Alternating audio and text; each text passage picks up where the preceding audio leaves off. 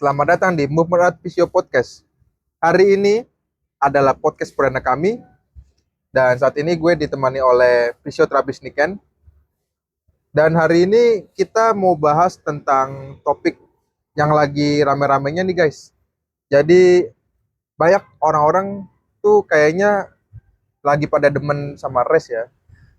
Tiap bulan dan tahun tuh ada aja event-event lari kayak triathlon, duathlon, atau sepeda jarak jauh.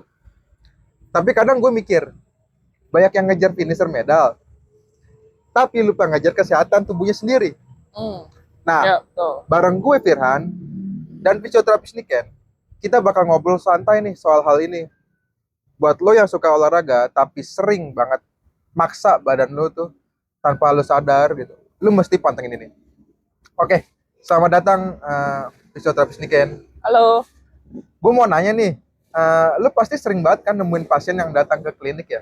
Ya. Atau lu kan sering banget tuh home care kan ke rumah-rumah pasien atau itu. Biasanya kan setelah ikut race itu kan mereka kan suka kena cedera besar gitu kan. Betul. Ya, Kadang juga ada cedera kecil, ada cedera ya, besar sih sebenarnya. tapi kadang mereka tuh apa ya namanya? Dia tuh karena udah keburu rusak dari latihan, mereka tuh lupa cara maintain tubuh mereka gitu. Jadi pas kadang kalau kita lihat-lihat kan kadang mereka tuh lari suka udah overuse ototnya jadi kram di tengah-tengah jalan. Jadi kadang orang-orang bilang katanya sebutannya apa ya? Tidak finish, not finish kalau nggak, NF kalau nggak sebutannya itu, not finish jadinya. DNF. DNF Do ya? not finish. Do not finish ya. Dari sisi lo nih sebagai fisioterapis, kenapa sih banyak banget orang-orang yang kelewat maksa banget nih? Padahal udah ngerasa nggak nyaman tubuhnya seperti itu. Iya. Bener banget sih sebenarnya. Kalau di aku kan alhamdulillahnya udah kerja di rumah sakit, di klinik sama home care, dan sekarang memang punya usaha di bidang home care kan, yaitu memang Movement Art Physio ini kayak gitu. Dan memang banyak banget nemuin case yang pasien-pasien nih dia tuh setelah race atau pre-nya sebelumnya malah cedera kayak gitu. Nah, banyak banget kan. Nah, terus juga banyak yang jadi PR adalah mereka ini mindsetnya adalah kalau belum sakit parah masih main aman kayak gitu. Padahal tubuh tuh selalu ngasih sinyal kan. Kayak kita olahraga pertama kali olahraga aja ngerasanya ada namanya DOMS kayak gitu. Itu kan adaptasi tubuh banget ya kayak gitu kan. Itu udah ngasih sinyal lah. Tubuh kita tuh selalu ngasih sinyal kalau kayak demam gitu kan, itu sinyal bahwa tubuh kita sedang peradangan gitu kan. Jadi memang ada sinyalnya. Nah, kalau teman-teman nih banyak yang mindsetnya kayak gitu. Jadi kalau belum sakit, ya udah baru sakit sedikit nih, dilanjutin aja kayak gitu. Tapi nggak mikirin efek kedepannya kayak gitu. Nah, kadang kan sampai mereka kan ngerasain dan ngeremehin rasa pegel, kaku, atau ada rasa nyut-nyutan dikit yang aku bilang itu tadi kan. Padahal tandanya emang itu tanda overuse kayak gitu loh. Nah, dan mereka tuh terlalu fokus ke target atau hasil akhir, bukan mikirin kondisi tubuh pre-nya nih, persiapannya dia harus apa aja kayak gitu. Tapi mereka mikirnya ya udah gimana caranya bisa finish, maksain diri gitu. Itu sih sebenarnya banyak mindsetnya sih dari awal. Gitu. Padahal sinyal-sinyal tubuh itu kan ya seperti daily activity kita yang kita lakuin ya. Contoh kecilnya sehari-hari kita yang deket sama diri kita kan kayak lapar. Pasti kalau lapar kan tubuh ngasih sinyal, oh kita harus makan nih. Betul. Seperti halnya sama hal yang seperti itu kan gitu. Betul. Kenapa mereka tuh harus banget kayak maksain diri gitu, kayak mereka tidak pemanasan dengan proper gitu kan. Benar.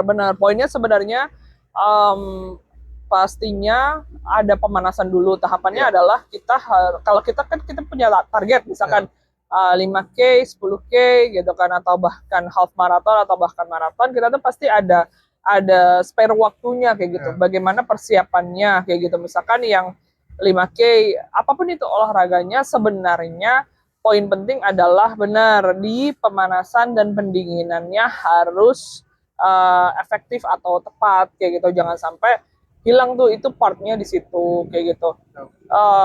Terus pemanasannya ini tipikalnya apa? Kalau ngomongin statik, dirasa sekarang kurang efektif ya. Kalau pemanasan itu baiknya dinamik gitu. Jadi yang emang bergerak gitu, mungkin nanti ada bahasan selanjutnya yang akan bahas lebih dalam perbedaannya dari statik sama dinamik itu apa. Pemanasan ya. Kayak Mungkin gitu. di podcast kita selanjutnya ya. Betul kayak gitu. Itu sih sama pendinginan. Nah, pendinginan ini banyak teman-teman yang ngelupain kayak gitu, padahal pendinginannya ini harus statik ya kayak gitu malahan. Jadi rata-rata pada kebalik nih, malah pemanasannya yang statik, pendinginannya lupa. Jangan lupa bukan, ya. Malah nggak ada sama sekali kan. Iya gitu, malah lupa kayak gitu. Harusnya pemanasannya dynamic, pendinginannya statik kayak gitu, karena memang untuk recover si muscle-nya kayak gitu. Aku kan suka nge-gym ya. Karena tuh kalau ngeliat orang-orang tuh dia tuh pemanasan tuh malah nggak ada sama sekali. Atau pemanasan mereka tuh karena mungkin mereka newcomer. Mereka tuh yang mereka tahu ya pemanasan tuh ya cuman statik seperti angkat tangan gitu. Betul. Kan harusnya kan dinamis. Harusnya kan kita melakukan dinamis agar otot-otot itu kan tidak tegang. Sebenarnya simpelnya, kan? Simpelnya pemanasan itu tuh kayak kita ya, namanya juga pemanasan, manasin tubuh kan. Manasin tubuh, betul. Buat nyiapin ke kita mau olahraga apa kayak gitu. Kalau cuma stretching bagus memang, statik itu bagus, gak ada yang bilang nggak bagus ya, cuma kurang tepat ketika mengaplikasikannya pada saat mulai olahraga. Justru kita harus panas dulu ya. Dynamic tuh contohnya kayak kita gerakan arm swing dan yang lain kayak gitu kan, emang sedikit lebih lelah sih dibandingkan yang statik kayak gitu. Betul. Dan adanya pemanasan dan pendinginan ini juga menghindari banget dari resiko cedera. Betul. Karena memang otot itu udah siap untuk dipakai aktivitas olahraga atau aktivitas yang berlebih kayak gitu. Itu sih biar ototnya, bahasanya mungkin di kita tuh nggak kaget kali ya kayak gitu. Kalau bahasa-bahasa yang teman-teman ini kan biar nggak kaget, jadi nggak tiba-tiba disuruh lari kayak gitu ya, pasti cedera. Kalau misalkan ditambah otot yang nggak fleksibel ya gampang cedera kayak gitu. Ya. Itu sih. Oke. Lanjut nih, gue kan juga sering banget ngeliat ya postingan race udah kayak fashion show ya. Biasanya kan orang-orang sekarang tuh udah banget kayak fashionable banget gitu mau lari tuh. Kayak kalau zaman dulu kan kayak orang-orang tuh nggak melek-melek banget ya tentang lari ya, tentang fashion ya. Kayak orang tuh lari tuh biasanya pakainya ya udah celana training, baju ya orang-orang bukan training, malah baju oblong malah kan kadang kayak gitu. Tapi banyak banget orang fokus tuh ke ya male age-nya itu, kejar jarak, tapi nggak ngelatih otot pendukung. Itu gue sangat menyayangkan banget ya gitu. Betul. Kadang tuh kayak mereka tuh cuman ya udah pengen kelihatan keren aja gitu. Banyak kan sekarang kan di foto you gitu kan, orang biar kebutuhan konten gitu kan, ngasih makan sosmed seperti itu kan. Padahal kalau ototnya kuat dan stabil kan kita bisa mengurangi risiko cedera gitu kan. Jauh malah lebih kecil malah kan risiko cedera tersebut. Apalagi strength training kayak nge-gym kan. Nge-gym itu kan bisa mengurangi daripada kita otot-ototnya jadi kram gitu kan. Jadi penguatan juga kita gitu. Tapi bagian penting dari hal-hal kayak gini tuh mereka lupa gitu. Apalagi untuk lari gitu. Menurut pandangan lu gimana? Sebenarnya gini, kalau tadi ngomongin di awal OOTD malah bagus banget ya. Sekarang kalau gue melihatnya bagus banget. Sebenarnya kalau misalkan udah sama OOTD-nya udah bagus, harusnya persiapan fisiknya juga bagus gitu aja sih sebenarnya.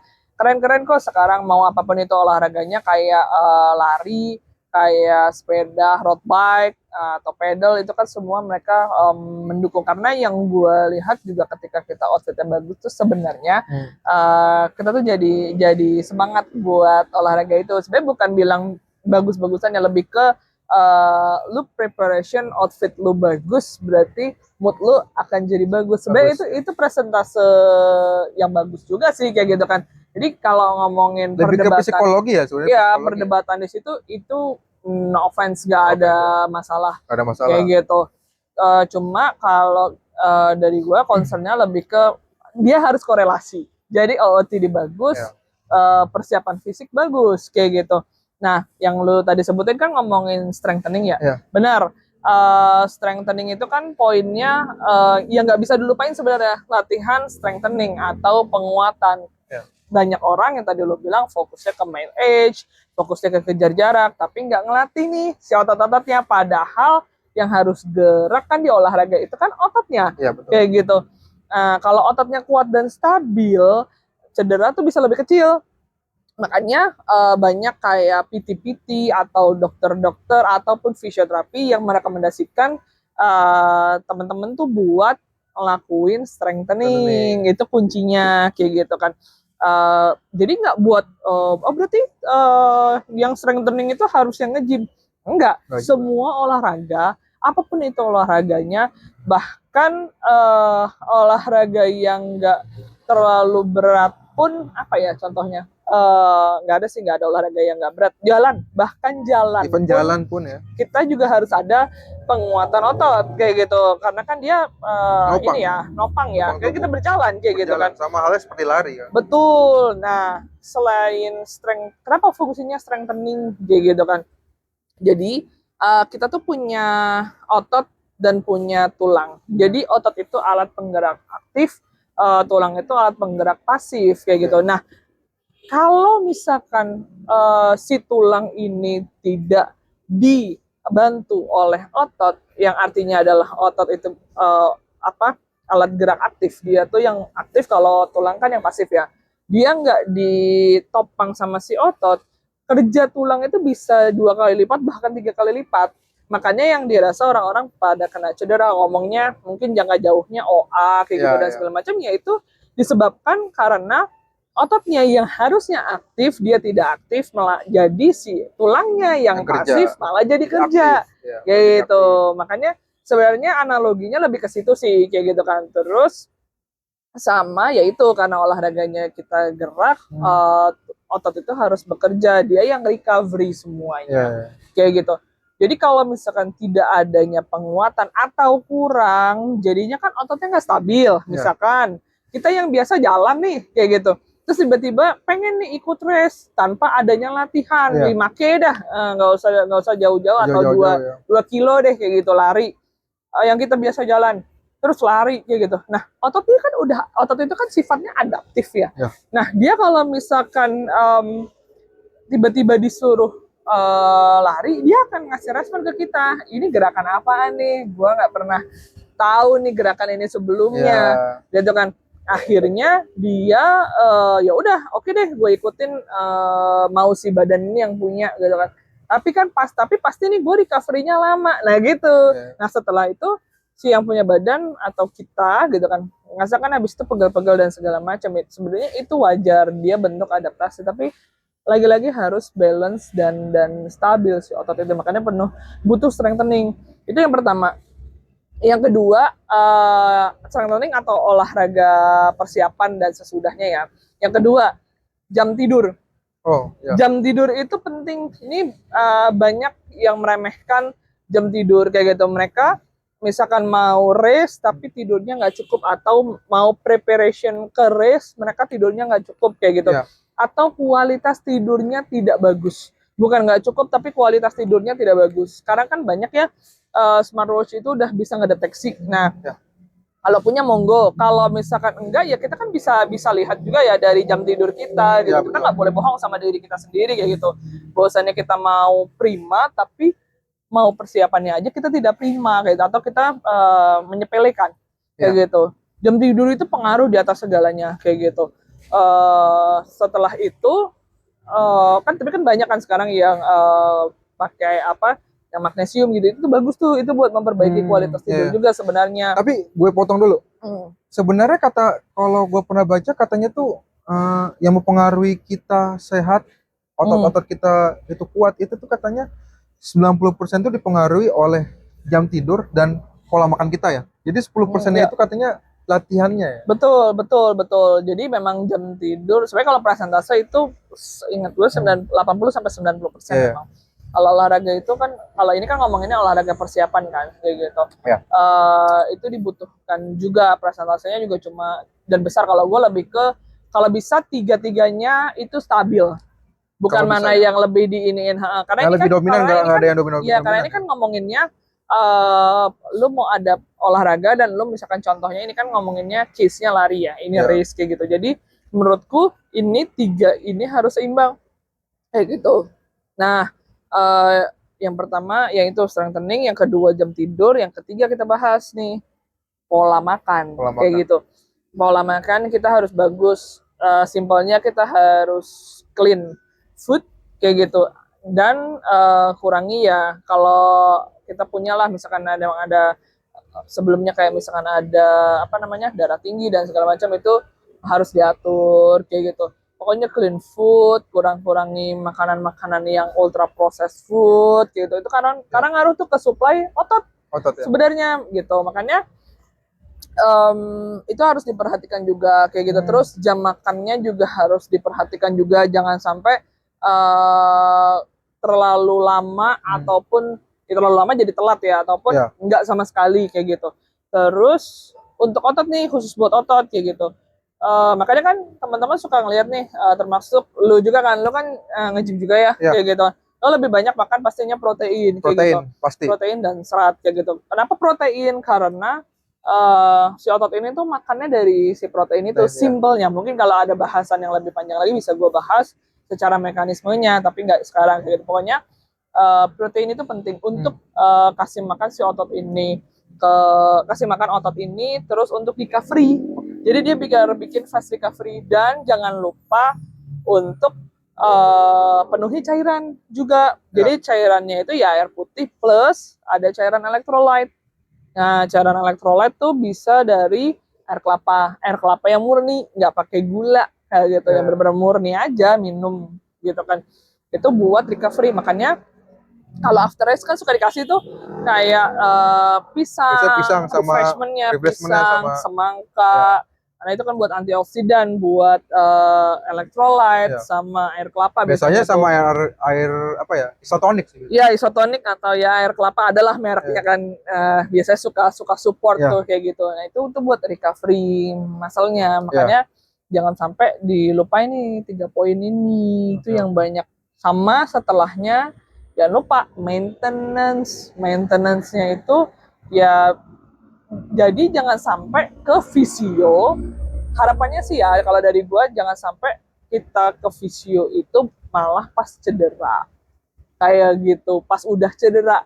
Kalau bisa maintain ini dalam arti kata mengurangi kemungkinan presentase akan terjadinya cedera. Karena kalau ada cedera kan pastinya kita harus menghargai, sebetulnya menghargai tubuh untuk ada fasenya. Peradangan dulu, selesaikan dulu pain manajemennya tuh, nyerinya dulu. Jadi kalau udah misalkan bengkak atau peradangan ya, terus nyerinya udah berkurang dan peradangannya udah berkurang, baru kita bisa latihan stimulasi. Nah itu tuh stage-nya ini nih harus dilewati semua. Nggak bisa jangan langsung lengkap gitu. Bener, nggak bisa kalau misalkan goalsnya peradangan doang terus lanjut kayak gitu. Nah itu tuh bisa, bukannya ini ya, itu tuh pemulihannya kurang total. Dan itu makanya rata-rata kenapa bisa kok bisa balik lagi cedera gue, kenapa bisa balik lagi ya, padahal udah disembuhin, padahal nyerinya udah berkurang. Iya, karena memang belum melewati stage yang setelah pain management itu adalah stimulasi dan fungsional lagi nih kayak gitu. Jadi memang program fisioterapi yang diberikan masing-masing fisioterapis terhadap kasus masing-masing juga itu memang ada purpose-nya, ada tujuannya, dan itu harus diselesaikan. Kalau nggak mau ngelewatin fase itu, better maintenance kayak gitu. Jadi sebelum terjadinya cedera, jadi dari fisio itu akan correction postur, terus kayak akan kasih masukan ke penguatan apa nih yang kurang.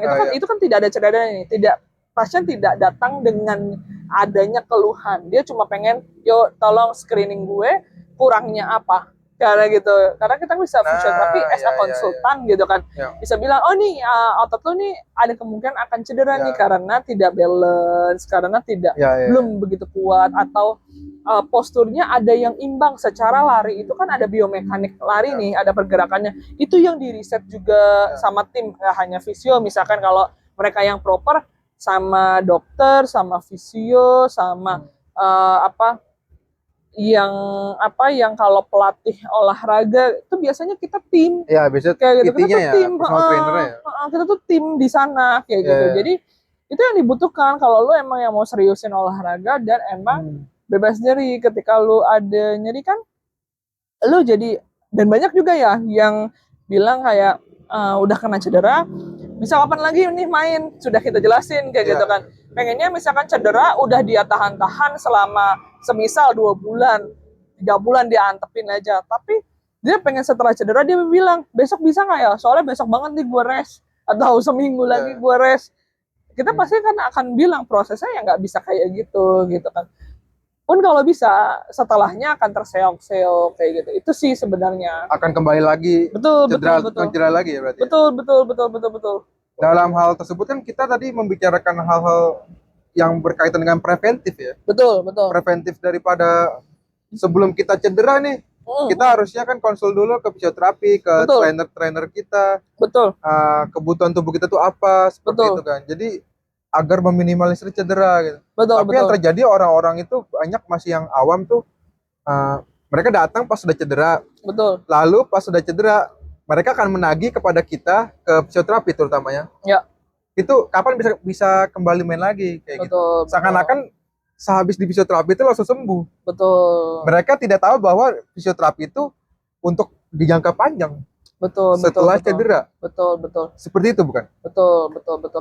Kita memang bisa kita ada promotif, preventif gitu kan, kuratif dan rehabilitatif. Nah, harapannya teman-teman jangan sampai di tahap rehabilitatif gitu, malahan kita better di promotif dan preventif sih sebenarnya.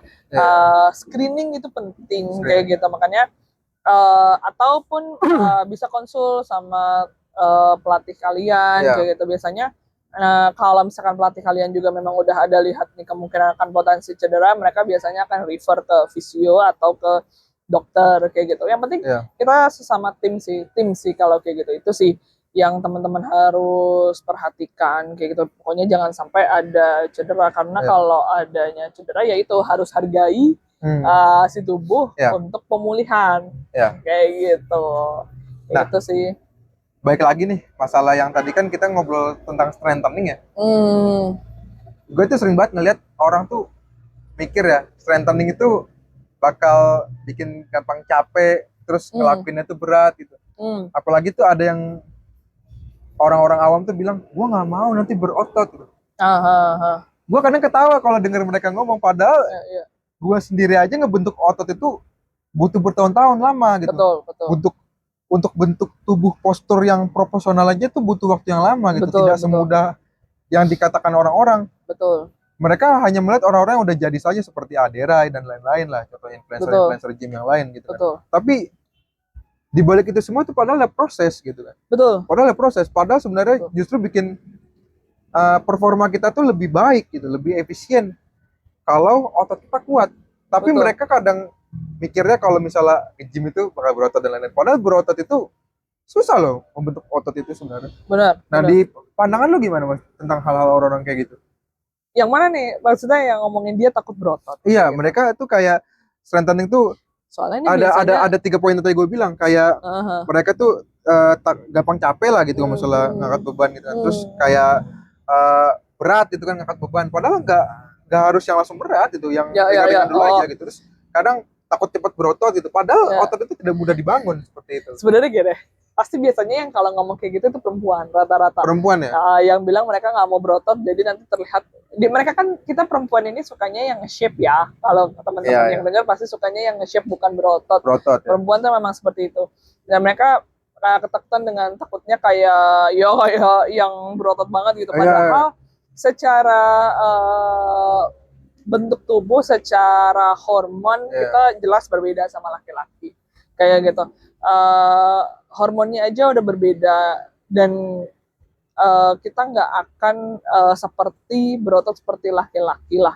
Pun kalau berotot kita bukan berotot sebutannya, tapi benar-benar nge-shape si ototnya gitu.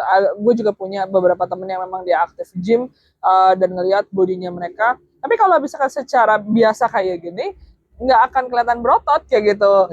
Kecuali dia emang lagi ada gerakan-gerakan yang untuk stimulasi ototnya, tapi nggak yang kayak laki-laki banget, nggak sama sekali. Malah jatuhnya nge-shape, malah jadi bagus kayak gitu. Kalau itu yang ngomong perempuan, jelas aku akan bilang itu nggak akan seperti itu, karena faktor hormon itu nggak akan bisa kayak gitu. Kalau dari makanan juga sama. Asupan-asupan kayak whey protein juga nggak yang bikin jadi Berotot. berbentuk berotot kayak gitu. Ya.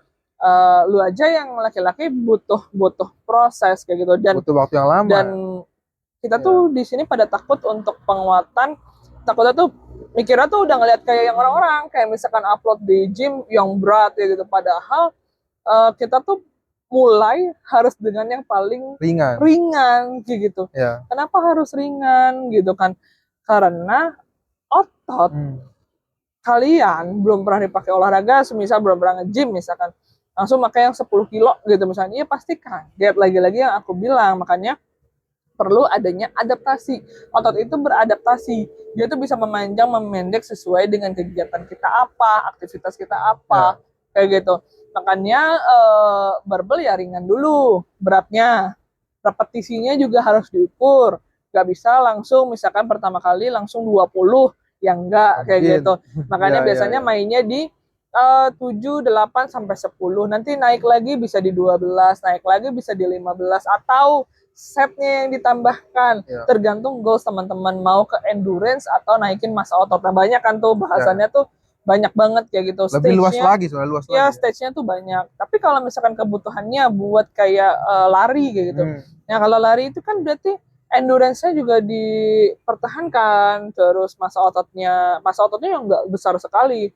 Beda kalau teman-teman nge-gym disuruh lari juga nggak bisa kan, kelihatan tuh ya perbedaan postur pelari, gym nurse gitu kan, atau yang lain itu pasti berbeda kayak gitu, atau yang bodybuilding beda badannya, karena fokus mereka benar, karena ototnya disesuaikan sama aktivitas mereka apa kayak gitu, dan ada targetnya gitu. Jadi nggak usah takut misalkan mau jadi pelari takutnya berotot, nggak mungkin gitu, pasti ada programnya khusus. Jadi cuma misalkan untuk penguatan kayak gitu, menjaga kestabilitas, correction postur, nggak ada shifting di badannya. Kalau pelari itu kan nggak boleh ada shifting di badannya, jadi kan ngakibatin sama pola dia lari nggak seimbang, jatuh misalkan dan segala macem. Beda dengan gymnast kayak dia harus gedein di mana supaya apa kayak gitu. Sebenarnya di situ sih yang repetisi, beban itu yang diperhatikan. Terus sih sama ini lagi, kalau ngomongin penguatan panjang lagi, lansia kayak gitu kan, orang tua kita sakit. Ini sedikit aja ya, mungkin ini kan jadi bahasan tema yang lain ya, tapi ini gue bahas sedikit. Rata-rata kan orang tua nih, banyak nih waktu aku kerja di rumah sakit maupun klinik tuh banyak banget yang kena OA kayak gitu. Ditanya rata-rata sepanjang hidupnya bagaimana kayak gitu. Jadi olahraganya tuh bisa dibilang kurang lah. Mereka berpikir aktivitas di rumah maupun dia bekerja itu udah termasuk olahraga, padahal bukan kayak gitu. Dan justru malah bahasanya nggak dibolehin buat naik turun tangga, nggak dibolehin ini gitu. Sebenarnya OA tuh harus dilihat dari grade-nya. Kalau misalkan grade-nya masih kecil atau apa, latihannya yang akan dibentuk adalah lagi-lagi penguatan. Karena yang nolong kita adalah otot. Kenapa bisa terjadinya OA? Karena ototnya nggak distimulasi dengan baik, tulangnya bekerja lebih. Ya udah, dan ditambah ada faktor degeneratif. Semakin kita bertambah usia kan kita menyusut ya, maksudnya degeneratif ya, penurunan lah kita fungsi ya gitu. Nah itu ditambah itu kita berlomba sama waktu itu gitu, jadinya ya itu dah bisa terjadi. Mungkin nanti kita bahas di tema selanjutnya kan. Itu sih. Nih mumpung pada masih muda nih ya kan, termasuk saya sendiri sih ya, termasuk Niken juga kan gitu. Kita juga harus memperhatikan juga nih, kadang otot itu nggak diperhatiin. Jadi orang-orang tuh taunya cuman olahraga tuh lari gitu, maksudnya nggak tahu kayak angkat beban tuh sebenarnya impactnya tuh banyak untuk tubuh kita. Padahal itu otot itu bisa menopang tulang-tulang kita nanti pada masa tuanya. Itu sebagai investasi besar loh ntar ke depannya gitu. Jadi mulai hari inilah kalau bisa kita siap-siap untuk buat perencanaan gitu, untuk latihan-latihan beban gitu. Yang kecil-kecil aja, kayak lu pakai dumbbell atau lu beli dah gitu, minimal beli sendiri ya gitu, beli Ya atau sendiri. nggak home workout Home juga workout. bisa kok pakai body Body sendiri weight kayak juga gitu. bisa Body gitu. weight, sorry. Tapi mau investasi alat olahraga dumbbell yang Betul, murah gitu nggak masalah gitu. It's betul, okay. betul, Setidaknya otot kita dilatih kayak gitu guys. betul, betul, betul sih. Nah, jadi kalau misalnya emang mau latihan rest itu kan kita juga perlu yang namanya otot. Nggak melulu tentang kardiovaskular. Padahal lari itu kan melatih kardiovaskular itu bagus loh. Kardiovaskular melatih otot jantung. Gitu. Tapi kita juga harus berhenti sejenak nih dan tanya ke diri kita sendiri, lu itu kalau lari mau ngejar medal atau ngejar keberlanjutan tubuh lo sendiri kayak gitu. Betul, maintenance tuh yang Iya, disebutin. betul betul. Karena pada akhirnya kan kita kalau misalnya jadi finisher sejati itu kan bukan pertama yang nyentuh garis finish, tapi siapa yang bisa terus berlari dengan tubuh yang sehat. Betul, betul, Yang betul. biasa orang sebut-sebut kan biasanya kan strong finish. Betul, Finish strong finish ya, strong. finish strong ya, Finish finish strong. strong gitu. Jadi pas lo di finish tuh lu tetap kuat, kelihatan kuat gitu, Betul, nggak betul. lemas, nggak loyo, nggak kaku gitu. Betul, kan. Ya. betul, betul. Jadi itu aja untuk podcast kita pada kali ini. Terima kasih Niken atas pemaparan informasi dan ilmu-ilmunya kepada Sama-sama. kita semua. Kita nantikan di podcast dan episode selanjutnya. Oke. Sampai jumpa kembali Sampai di jumpa next kembali. episode guys.